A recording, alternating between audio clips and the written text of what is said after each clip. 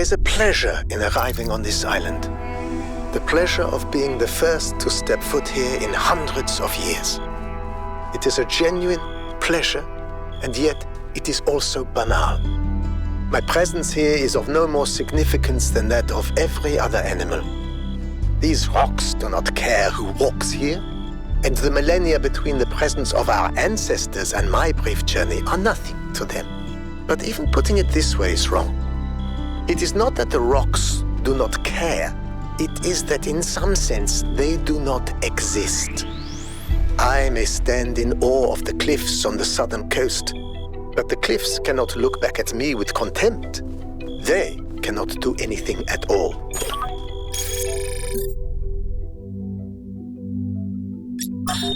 While exploring the forest, I came across a sight of primal force. A beautiful stag, standing on a hill silhouetted against the setting sun. It appeared like a messenger from some divine natural power, perhaps from Gaia herself. Even to a being such as myself, less susceptible to manipulation by instincts and hormones, it was clearly a moment of revelation. In such moments, we are told to avert our eyes. But what if we do not? What will we discover if we look more closely? If we could speak to the stag, what wisdom would it have to offer?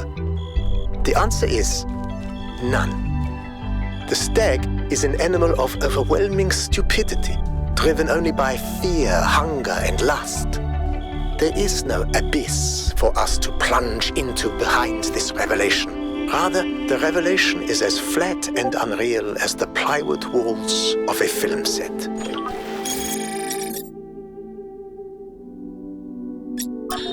The rotting remains of the old world should fill me with melancholy. Even here on this remote island, our ancestors could not escape their fate. And yet, I find there is something pathetic about these ruins that evokes anger and even contempt. I feel it is a mistake to accept this catastrophe with equanimity. What we see here should offend us.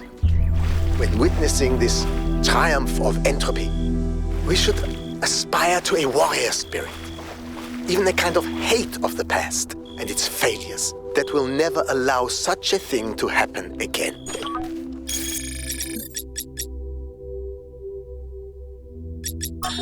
As we continue exploring the cold northern reaches of the island, the contrast between the harshness of this place and the softness of New Jerusalem becomes more and more pronounced.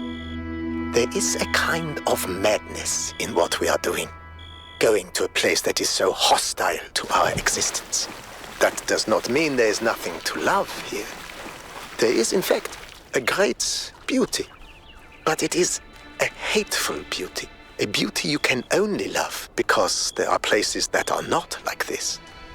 And yet, it is precisely this hateful beauty that the people of New Jerusalem fail to see, and so cannot understand their own blessings.